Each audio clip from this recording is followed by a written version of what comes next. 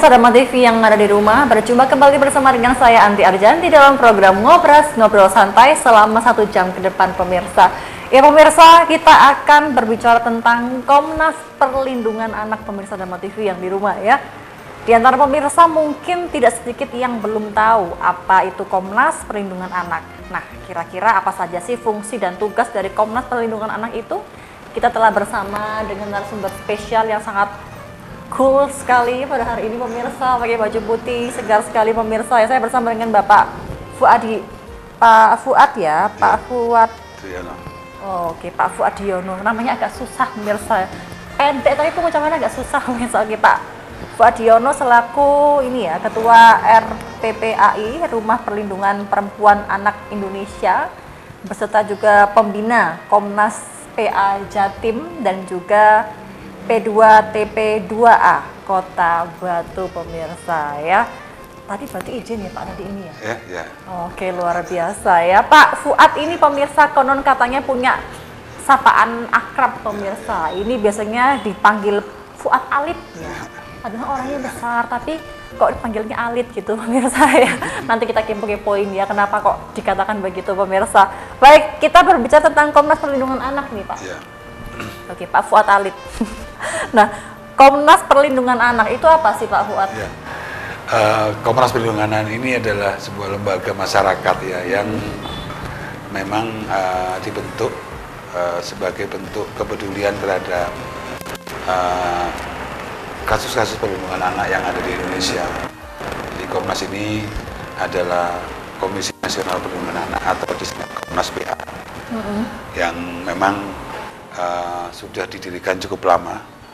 Ini sekitar tahun 1985 sudah 85 sudah dibentuk. Ini adalah salah satu lembaga masyarakat yang munculnya Komisi Perlindungan Anak Indonesia atau KPAI. KPAI ini adalah salah satu juga produk dari Komnas pada saat itu untuk mendorong pemerintah membentuk sebuah lembaga yang konsen terhadap perlindungan anak. Jadi embrio daripada KPAI itu adalah Komnas Anak. Komnas Anak Ya, ini Pak ya? Ya, Komnas Anak. Jadi dibentuk oleh orang-orang yang memang kompeten di bidangnya. Di daerah ada namanya LPA, Lembaga Perlindungan Anak. Jadi Komnas itu adalah sebutan dari sebetulnya afiliasinya dulu adalah lembaga ini lembaga masyarakat, bukan lembaga pemerintah.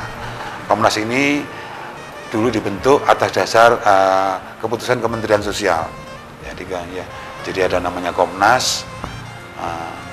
Itu setelah tahun 2020 kalau nggak salah pecah menjadi 2, ada LPAI, Lembaga Perlindungan Anak Indonesia. Komnas digawangi oleh Pak Aris, almarhum Pak Aris Merdeka Sirait. LPAI-nya digawangi oleh Kak Seto Mulyadi. Dua-dua pejuang anak yang kita berpikir bahwa dua-duanya orang yang hebat ya di Indonesia. Di daerah seperti di Kota Batu hari ini ada namanya LPA. Nah, kemarin LPA sudah sendiri ini juga di bawah naungan Komnas. Ya, jadi di bawah naungan Komnas. Di Komnas itu istilah sebutan sebetulnya dalam konten kelembagaan. Di tingkat daerah dan namanya LPA, Lembaga Perlindungan Anak. Nah, seperti di Kota Batu ini. Nah, terus berafiliasi pasca Fornas kemarin di Jakarta, maka Komnas berdiri sendiri, LPA berdiri sendiri. Nah, kebetulan di Batu ini dua-duanya masih jalan, Mbak. LPA juga masih jalan, Komnas masih jalan, walaupun di beberapa daerah sudah pecah menjadi 2. Tapi saya sebagai salah satu bagian penggiat anak di Kota Batu berharap bahwa lembaga apapun itu baik, yang penting secara visi misi tetap memperjuangkan perlindungan anak. Apalah nama, sampai ke nama itu tidak begitu sangat. Tapi yang paling utama bagaimana visi misi di dalam lembaga itu tetap mengedepankan untuk kepentingan perlindungan anak. Seperti itu. Baik. Ini kan Pak Fuad kan juga di P2TP2A Kota Batu. Ini apakah ada kaitan dengan LPA ini Pak? Ya. Pasca setelah ada konflik internal di lembaga Komnas dan LPA, kami di Kota Batu para penggiat membuat sebuah lembaga baru namanya RPPAI, Rumah Perlindungan Perempuan dan Anak Indonesia. Kebetulan saya sebagai ketuanya. Ini adalah kita berharap bahwa hikmah konflik internal di tingkat nasional kemarin tidak berdampak terhadap lembaga-lembaga yang ada di daerah. Maka kita sepakat bikin namanya Rumah Perlindungan Anak Indonesia ini.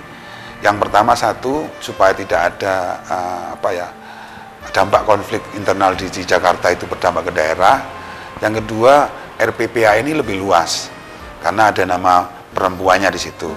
Ada perempuannya dan perlindungan anaknya. Dari kalau Komnas kan sama LPA-nya orientasi anak. Kalau RPPA ini sudah kaitannya juga ada berkenaan dengan perempuan, hak perempuannya. Maksudnya hak asasi perempuan? Iya, asasi perempuan. Dari tindak kekerasan dan yang lainnya nanti kita akan bahas. RPPA itu, maka kita bentuk RPPAI, dan ini salah satu juga yang legal di Kota Batu, yang sebagai RPPA ini sebagai lembaga yang salah satu indikator kota layak anak. Jadi setiap kota itu ada namanya program kota layak anak. Di dalam kota layak ini ada salah satu syarat indikatornya adalah peran serta lembaga masyarakat yang ter-SK Kemenhum atas secara hukum legal.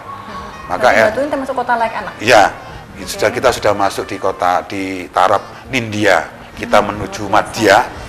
Jadi nanti salah satu indikatornya harus ada lembaga, maka RPPAI termasuk salah satu indikator lembaga yang masyarakat yang punya peran andil di dalam kepentingan anak itu sendiri. Kalau di P2TP2A, kebetulan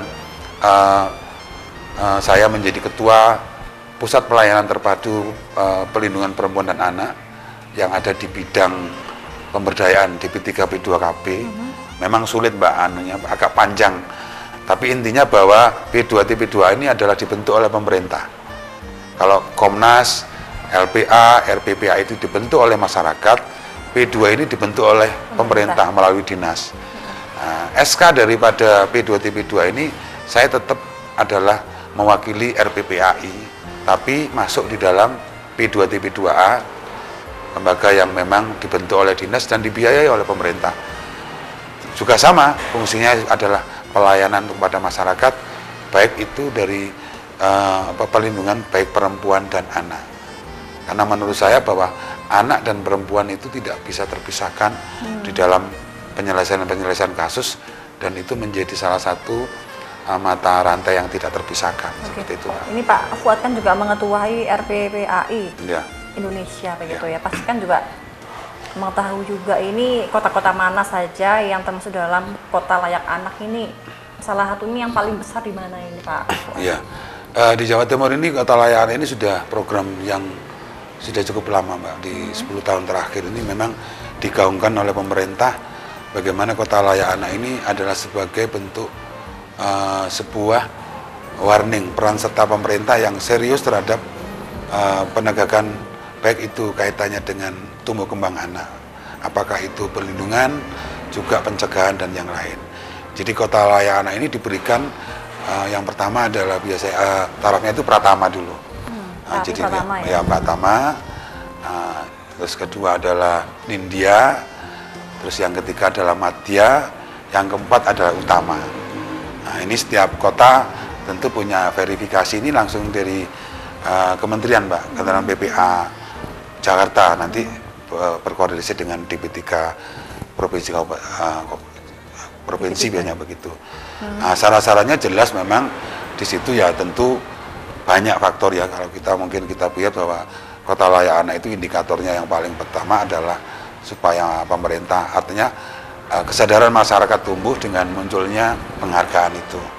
Walaupun kita melihat juga belum maksimal antara penghargaan dengan kenyataannya, karena kita melihat dari sisi masyarakat ya. Tentunya kalau di Kota Batu ya tentu kenapa ada semacam tahapan itu sebagai bagian bagaimana munculnya kota layak anak dengan predikat utama itu tentu sudah memenuhi banyak itu indikatornya Mbak. Itu banyak indikatornya, juga banyak tim terlibat, termasuk ada namanya tim gugus tugas. Gugus tugas ini adalah tim yang terkait dengan perlindungan anak. Jadi kalau di pemerintah itu tidak hanya tanggung jawabnya dinas pemberdayaan, tapi ada muncul dinas pendidikan, dinas kesehatan, ada kominfo, ada dinas pariwisata, ada dinas sosial, ada disbuk capil, ada banyak stakeholder yang masuk di dalam tim gugus tugas terkait dengan kota layak anak.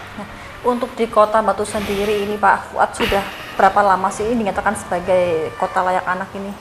Sebetulnya kalau di Kota Batu ini karena kita biasanya 3 tahun kalau nggak salah, jadi 3 tahun sampai 5 tahun. Jadi kita pertama dulu itu 3 tahun, terus kedua baru mati kalau memang sudah cukup sesuai dengan itu baru naik, bahasanya naik kelas lah. Sudah bagus, tidak ada perubahan dan yang lain masuk di tingkat India. Batu ini sudah masuk di kalau tingkat sekarang India. ini masuk India ya? India ya. Kita mau kepada Madhya nanti setelah ini. Berarti ini kan masih di tahap Nindya. Nah ini berarti kan semakin banyak perubahan-perubahan yang bahkan pembenahan yang maksimal begitu. Seperti apa ini untuk perlu mencapai tahapan-tahapan ke atas itu Pak Fuad? Kalau sama pada India yang saya tahu itu adalah yang pertama tentu ya dimulai dari fasilitas ya, kebutuhan terkait dengan anak itu biasanya. Maksudnya ini fasilitas publik begitu? Ya, yang ramah akan anak. Jadi mulai dari yang makanya tadi ada dishub, ada kominfo, tempat-tempat bermain anak, tempat-tempat yang ramah dengan anak, termasuk traffic light, termasuk juga di situ ada garis sekolah, terus juga ada fasilitas yang ramah tentang anak, tempat-tempat, dan juga salah satunya juga program-program yang mengarah kepada ramah anak. Jadi ada banyak sebetulnya indikatornya. Baik, ini mau ada yang lewat ini Pak Fuad, sabar dulu ya. Tetap dalam program acara Ngobrol Sambil Santai, saya jeda, jangan kemana-mana pemirsa.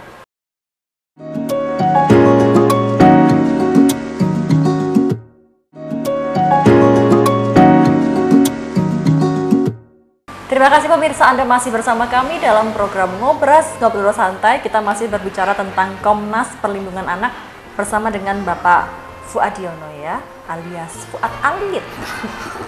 Alit saya. Oke, Pak Fuad, berarti kita berbicara tentang pertanggungjawaban ini ya.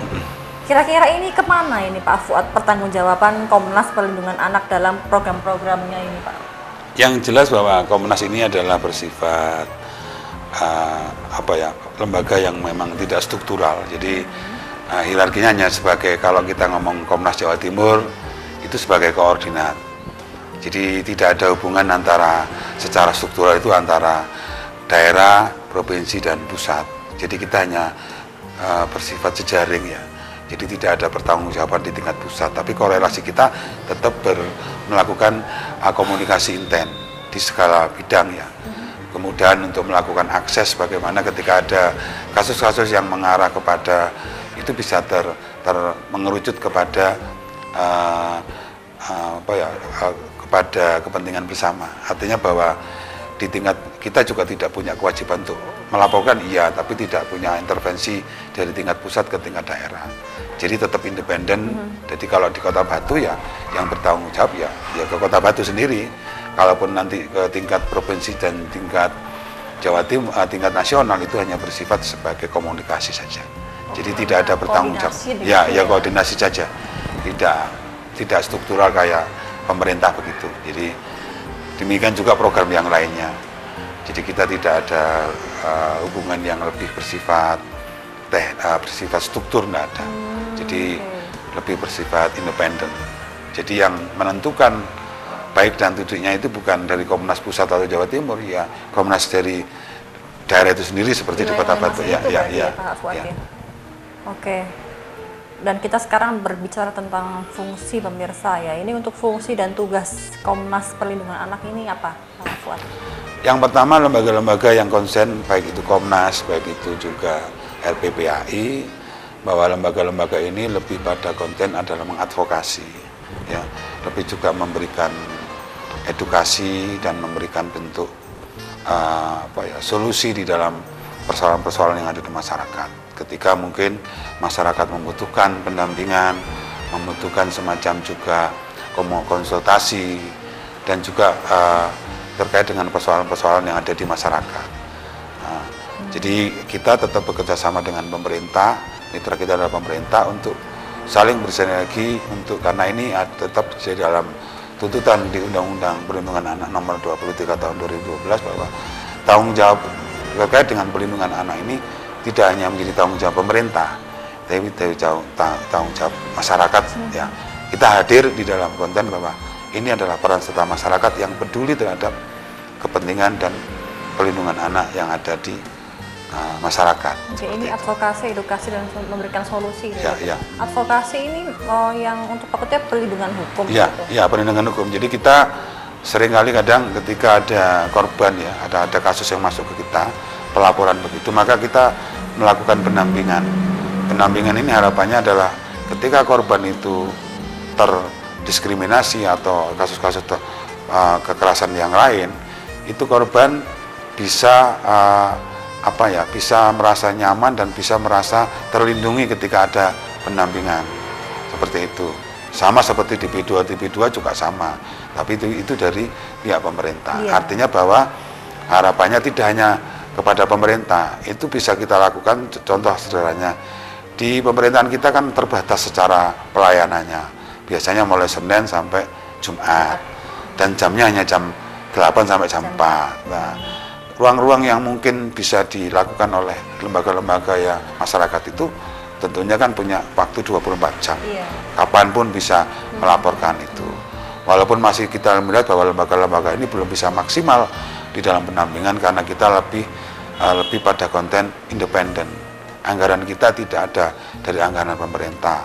Walaupun kita tetap di RPPI contohnya itu sudah mulai ada semacam hibah dari pemerintah untuk supaya lembaga ini bisa tetap konsen dan berjalan. Di Komnas belum, di Batu belum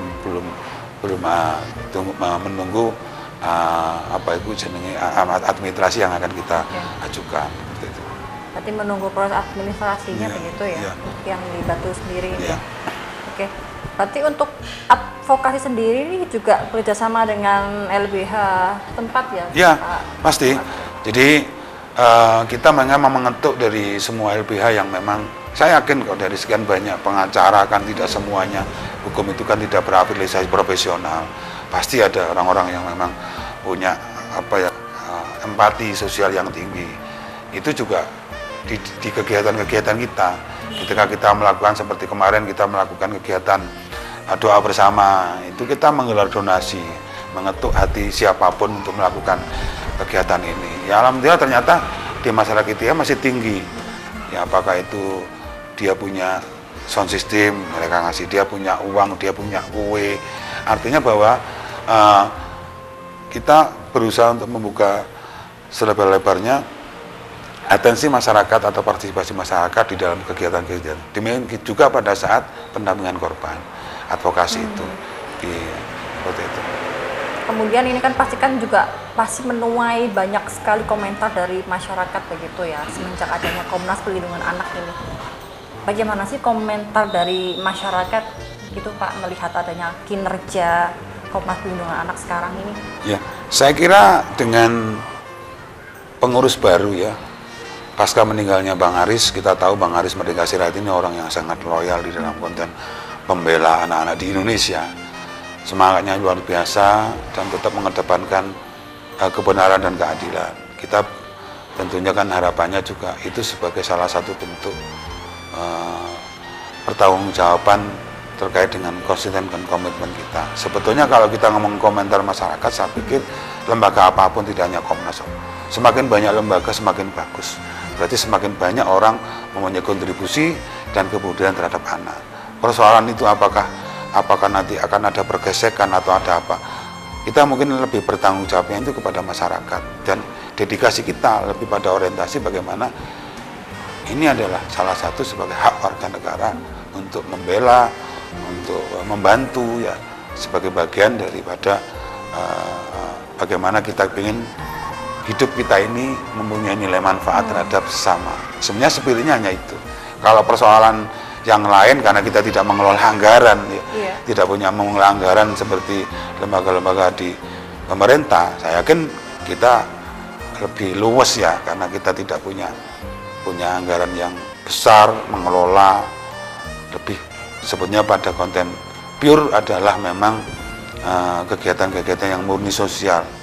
Jadi memang orang-orang yang ingin mengabdikan dirinya untuk masyarakat seperti itu.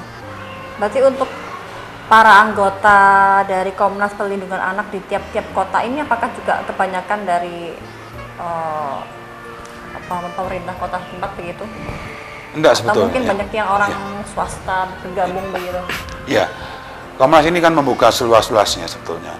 Ini wadah partisipasi masyarakat sebetulnya. Siapapun boleh masuk. Jadi apakah itu dari unsur pemerintah, ASN, apa dari pengusaha, siapapun monggo silakan. Buktinya ketika kita bikin kegiatan pun ternyata kan kita juga meminta bantuan juga donasi kepada siapapun. Nah, jadi kita tidak ada harus ada pengusaha, siapapun sebetulnya. Umum ya? Ya umum, baik itu anak muda atau yang sudah tua.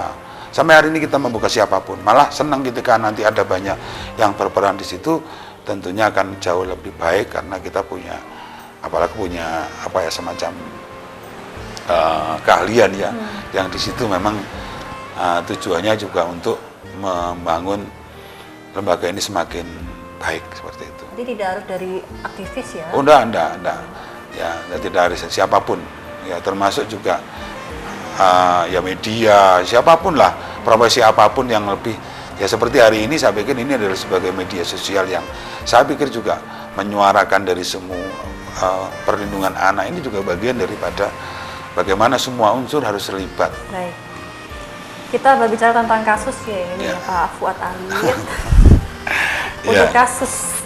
Nah, ini untuk kasus ini ya, kasus apa saja yang banyak ditangani oleh Komnas Perlindungan Anak ini Pak Fuad? Saya mungkin lebih orientasi secara umum saja ya, tidak per lembaga, supaya nanti kalau per lembaga itu nanti identifikasinya juga agak sulit. Karena kebetulan saya juga ada di DP3 atau di P2 DP2A ya, yang ya, jadi ada beberapa kasus yang masuk di RPPAI, ada beberapa masuk yang jadi Komnas, ada yang beberapa yang sekarang saya jadi ketua P2 juga masuk di pemerintah. Kasus-kasus yang tahun kemarin didominasi lebih adalah kekerasan seksual tahun 2024 ya, 2003 kemarin ya, karena 2023 itu lebih dominan kekerasan seksual. Di 2024 ini kita sudah, saya globalkan, sudah banyak, paling tidak ada beberapa yang salah satunya ada bullying, itu adalah sudah ada di sekitar 6-7 kasus yang masuk ke kita, yang sebetulnya bahwa kasus ini yang perlu diketahui bahwa bagaimana kesadaran masyarakat untuk melaporkan ini masih rendah, Bu. Iya. Jadi masih takut iya. Ya. Jadi kita ini sifatnya adalah delik aduan. Jadi ketika ada aduan ya baru kita lakukan gitu loh, seperti itu. Oke. Baik, ini tersendat di ini ya, yang untuk yang perlindungan anak tentang kasus ini Pak Fuad lewat. Ya. Tetap dalam program acara ngobrol-ngobrol santai. Usai jeda, jangan kemana-mana pemirsa.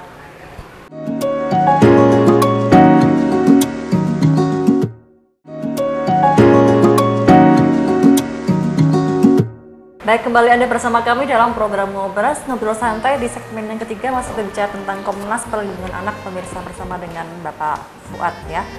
Baik, berarti ini tahun 2024 kira-kira ada penurunan ya Pak ya untuk kasus yang tahun sebelumnya? Ya, mudah-mudahan ya, kita belum bisa mengalokasi berapa jumlah. Yang jelas di tahun pertama ini, di 2024 ini didominasi kasus bullying yang tinggi memang dibanding kekerasan seksual. Kita berharap juga kekerasan seksual juga menurun. Artinya sebetulnya kalau kita ngomong kasus ini lebih pada orientasi sebetulnya bukan persoalan banyak dan sedikitnya kasus, tapi bagaimana ketuntasan di dalam menyelesaikan kasus itu. Ya sama ketika kemarin ada istilah bahwa kenapa kok kota layak anak kok masih banyak kekerasan dan juga kekerasan baik itu seksual maupun kekerasan. Sebetulnya dinamis. Jadi ketika ngomong dinamis itu bahwa kota layak anak itu juga menjadi ini, bukan menjadi sebuah standar bahwa tidak adanya kasus kekerasan ataupun, tapi bagaimana ketuntasan di dalam penyelesaian itu. Jadi nonsen lah kalau ngomong kota itu tidak punya kasus, tinggal bagaimana penyelesaian dan juga data yang akurat dan terlaporkan. Kita di P2 itu ada namanya program Simponi, Mbak. Simponi itu adalah program setiap kota untuk melaporkan seluruh kejadian yang ada di kota itu sendiri untuk dilaporkan ke Kementerian PA. Memang yang terakhir kemarin Batu itu paling tertinggi, Pak, terkait dengan kekerasan pelaporannya. Artinya bahwa bukan berarti bisa jadi kota-kota yang lain itu tidak melaporkan ke semuanya, tapi kita laporkan semuanya secara detail dan bertanggung jawab. Datanya ada di pemerintahan itu, karena kita tidak mungkin melihat dari. Tapi yang jelas bahwa kita sangat punya administrasi yang bagus. Jadi kita kemarin sudah melaporkan semuanya, makanya kita tertinggi. Bisa jadi itu yang lain juga tidak melaporkan, atau kita terlalu jujur untuk melaporkan. Tapi mungkin di tempat lain masih banyak yang ditutup-tutupi. Iya. Jadi kita memang semua kita laporkan, Mbak. Tapi juga kita laporkan ketuntasannya. Jadi jadi kalau sudah ngomong kasus, mungkin lebih orientasi bagaimana ketuntasannya, bagaimana penyelesaiannya. Kita di P2TP2 itu juga ada program penjangkauan kasus yang lalu, seperti kasus 2023 begitu, kita jangkau kembali, Mbak, untuk melihat, karena kan sudah kita tutup ya, seperti apa kondisinya, apakah setelah penutupan kasus itu baik-baik saja atau semakin parah. Alhamdulillah kasus-kasus yang kita tangani itu ternyata ketika kita jangkau kembali ternyata sudah berjalan seperti pada mestinya, normal-normal saja. Untuk Simponi ini program dari kementerian atau pemerintah Batu sendiri, Pak Fuad? Ini pemerintah, Pak. Ya, pemerintah pusat, Pak. Wah, jadi setiap daerah itu memang ada namanya program Simponi. Itu adalah program Simponi sebetulnya program terpadu. Jadi ada di pemerintahan kota ada, di kejaksaan ada, di Polres juga ada. Jadi ini adalah sebuah bentuk data informasi yang memang valid, Mbak. Jadi setiap kita tahu nanti kita mau grafik di akhir tahun untuk metrik berapa kasus kekerasan, pelecehan seksual, kekerasan terhadap itu baik perempuan dan anak, Pak, tidak hanya anak kalau di Simponi.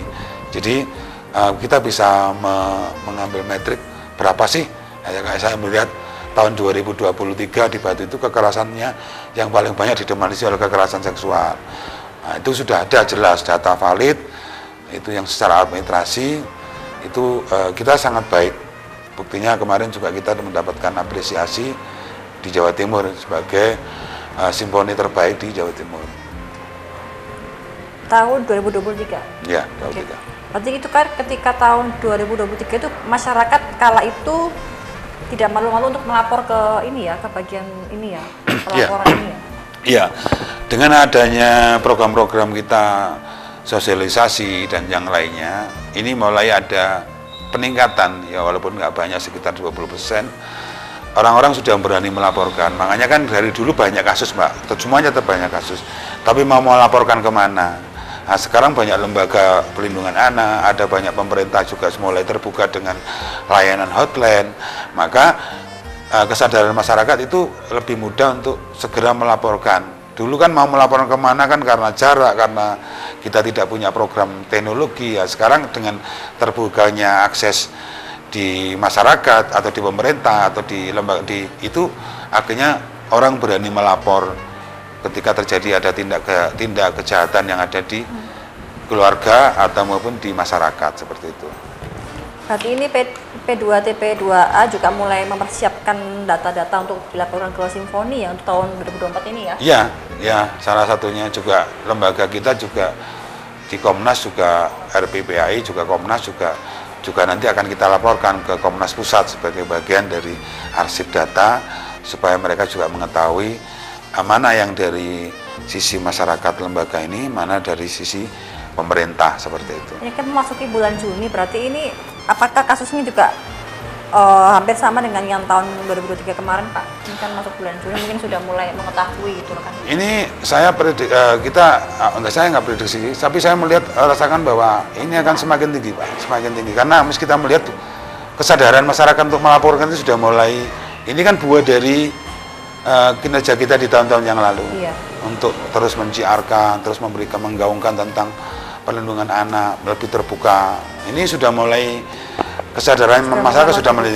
Harapan kita masyarakat juga sudah tidak ada waktunya untuk tidak melapor, karena kalau dengan tidak melapor itu juga akan menambah kasus-kasus yang lain, utamanya pelaku, Mbak. Ketika pelaku tidak diberikan sanksi yang tegas, maka pelaku bisa punya orientasi untuk melakukannya lagi, karena tidak ada tindakan dari masyarakat maupun dari pemerintah seperti itu. Berarti meskipun kasus seksual ataupun bullying ini juga tetap ada penjangkauan kasus ya ini ya? Iya, tetap ya. Jadi artinya bahwa sebuah kasus itu kan tidak berdiri sendiri, Mbak. Pasti punya relasi yang lain, artinya terkonfirmasi yang lain. Contoh hal mungkin ketika ngomong tentang bullying itu kan tidak hanya kasusnya saja yang kita tangani, pasti di situ ketika kita penanganan kasus itu pasti kita akan menemukan sebenarnya apa yang menjadi pematik munculnya bullying itu. Ya, ada banyak faktor. Yang pertama bisa jadi di situ ketika temuan, oh ternyata keluarganya tidak harmonis. Mereka anak-anak yang dari korban perceraian. Banyak faktor ya. Berarti. Ada juga ekonomi, ada faktor karena dia dulu adalah juga sebagai korban, akhirnya menjadi pelaku. Ada banyak sebenarnya instrumen yang ketika kita turun ke lapangan, investigasi terkait dengan kasus itu tidak berdiri sendiri. Berkorelasi dengan persoalan-persoalan yang lain. Berarti ini kan PR kita bersama, bagaimana harus kita urai satu persatu dan kita putus mata rantai itu supaya tidak terulang kembali. Oke, kita berbincang tentang kerjasama ini ya. Biasanya dalam penanganan kasus ini Pak Fuad, ini Komnas ini bekerjasama dengan institusi apa ya Pak? Ya, yang jelas bahwa Komnas sebetulnya lebih berkonsentrasi, tidak berutama sih sebetulnya kepada siapapun sebetulnya. Tapi kalau dalam konten pemerintahan itu, karena kita lebih pada konten adalah di dinas ya, Dinas Pemberdayaan Perempuan dan Perlindungan Anak, yaitu berkorelasi ke dinas sosial, ya ke dinas manapun yang termasuk dari satuan gugus tugas tadi, ke dinas pendidikan, ke Kominfo. Harapannya juga ini tadi kita ada kerjasama juga dengan Satpol PP.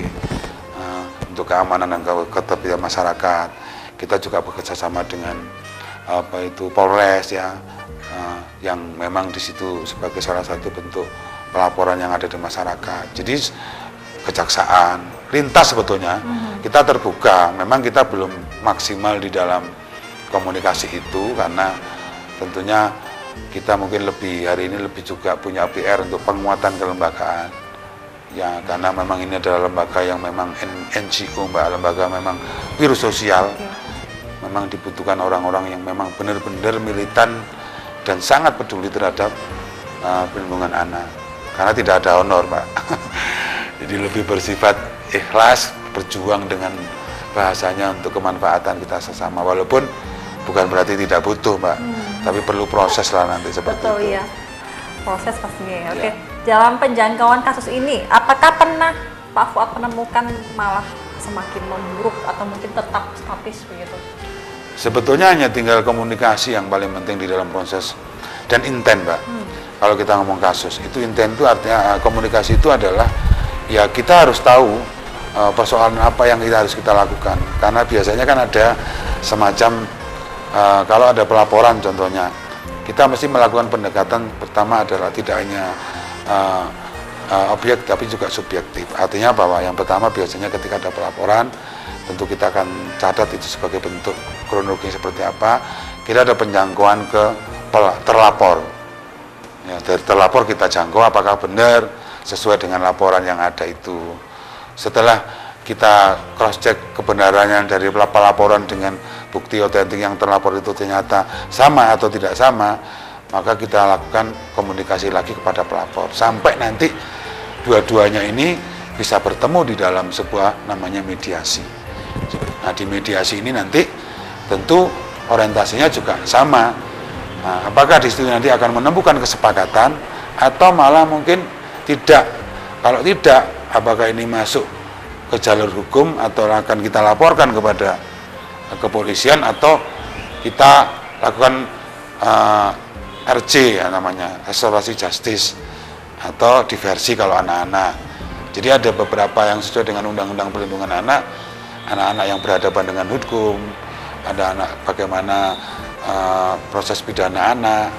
Jadi ada acuan di undang-undang itu yang memang harus kita lakukan tahapan-tahapan itu sampai nanti ketika memang itu selesai di mediasi, maka tentu ada kesepakatan tertulis. Kalau tidak kita lanjutkan kepada proses hukum, maka akan kita laporkan ke kepolisian.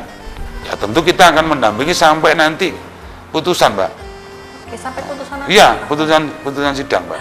Seperti itu. Oke, baik. Kita tahan dulu pemirsa teman TV yang di rumah, tetap dalam program acara Ngobrol Santai. Usai jeda pemirsa.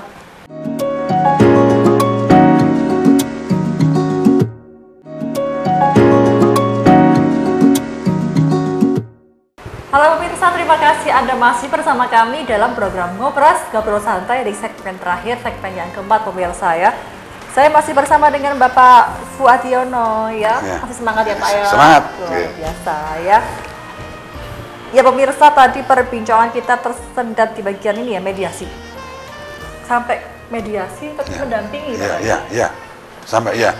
Jadi kalau kita ngomong tentang korban ya, itu biasanya kan kita sampai nanti kepada ranah keputusan sidang, termasuk juga memberikan informasi kepada yang berhak mengampu terkait dengan pelayanan itu. Taruhlah mungkin di situ perlu nanti akan adanya bahasanya itu adalah pendidikannya, maka kita berkoordinasi dengan dinas pendidikan. Kalau berkaitannya dengan bagaimana pelayanan kalau nanti pelakunya atau korbannya itu adalah anak-anak, perlu ada rehab, maka kita perlu bekerjasama dengan dinas kesehatan.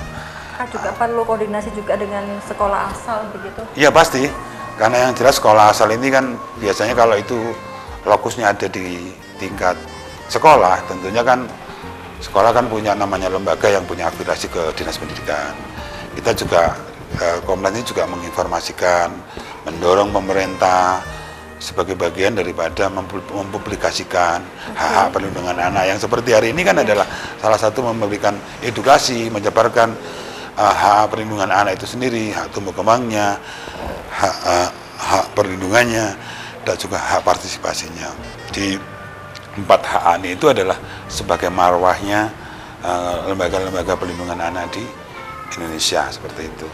Nah, kemudian untuk kewenangan ini Pak Fuad ya, sejauh apa sih ini kewenangan Komnas Perlindungan Anak dalam menangani kasus anak ini Pak? Kewenangan kita yang pertama adalah ya tadi ya, sesuai dengan undang-undang yang berlaku di Undang-Undang Nomor 3 adalah setiap masyarakat berhak ya, artinya punya untuk peduli terhadap dan juga berpartisipasi di dalam pembangunan ini.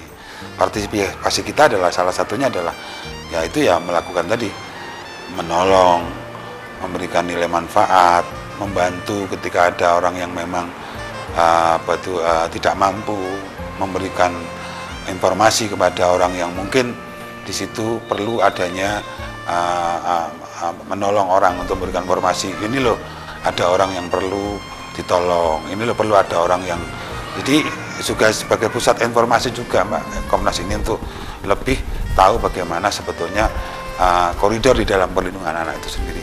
Kita juga melakukan edukasi ke sekolah-sekolah, kita melakukan sosialisasi, pencegahan-pencegahan itu, supaya bahwa ketika sudah ada kasus, itu jangan sampai terulang kembali seperti kasus yang sekarang sudah ramai di media termasuk.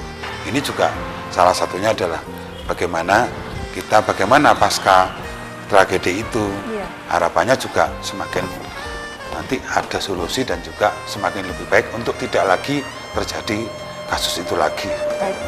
Itu ya untuk kasus yang di anak. Kalau untuk yang di perempuan yang sudah ditangani yang seperti apa ini? Kasus perempuan masih didominasi yang pertama adalah KDRT Mbak. KDRT itu masih ada, terus perebutan anak itu juga ada, penelantaran itu juga ada. Jadi yang kita tangani ada penelantaran, ada KDRT, ada itu tadi yang salah satunya juga perceraian Mbak ya. Perceraian dan juga ya perceraian itu orientasinya ya di penelantaran tadi, ada KDRT. Itu juga nanti kita sampai pada pendampingan di pengadilan agamanya di PA Malang itu.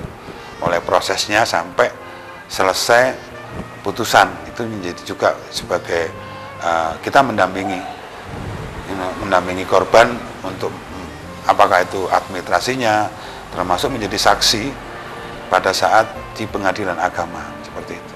Kalau untuk pelaku sendiri bagaimana Pak untuk pendampingannya seperti apa? Pelaku tentunya kan kita di RJ tadi, Restoratif Justice tadi, Iya.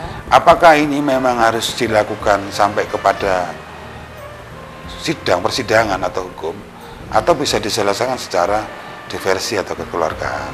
Artinya bahwa kita berharap karena kita kan mediator kan ada di tengah Mbak, jadi kita tidak dalam orientasi berpihak kepada yang perempuannya, tapi berpihak kepada kebenaran yang ada.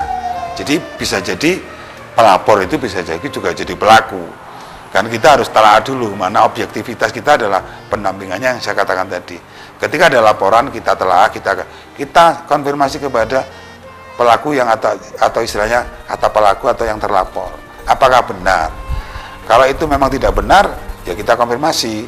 Kalau memang yang terbaik itu tidak harus sampai kepada perceraian, ya itu kan kita beruntung. Mungkin ego sektoral masing-masing. Jadi kita ada di tengah sebagai mediator, mediasi untuk menyelesaikan kasus ini. Kalau memang tidak bisa, ya itu kan kewenangan dari pihak. Biasanya ya, maka diputuskan seperti kalau itu ada perceraian atau tuntutan hukum. Kita pernah ada semacam sampai tuntutan hukum ya. Ya kita juga ya akan kita lakukan dampingi sesuai dengan hukum yang berlaku. Tapi kita tetap akan mengedepankan korban ya, pendampingan korban ya. Bukan pendampingan pelaku. Iya. Korban yang memang menjadi tupoksi kita. Kalau untuk korban sendiri atau mungkin ada semacam pendampingnya seperti penyembuhan secara fisioterapi begitu? Ya. Di segmen ini saya mungkin menyampaikan kepada siapapun termasuk pemerintah daerah ya. Kita belum punya rumah shelter Mbak, rumah aman, rumah rehab itu di Kota Batu belum punya.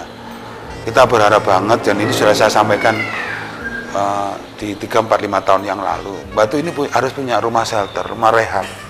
Sebagai bagian bagaimana itu adalah juga tanggung jawab pemerintah untuk melindungi korban ya, ataupun juga pelaku yang masih berusia 18 tahun ke bawah untuk anak-anak. Jadi rumah rehab ini adalah salah satu, di situ juga nanti punya fasilitas seperti klinik, ada psikolognya, ada dokternya, dan semua dibiayai oleh pemerintah.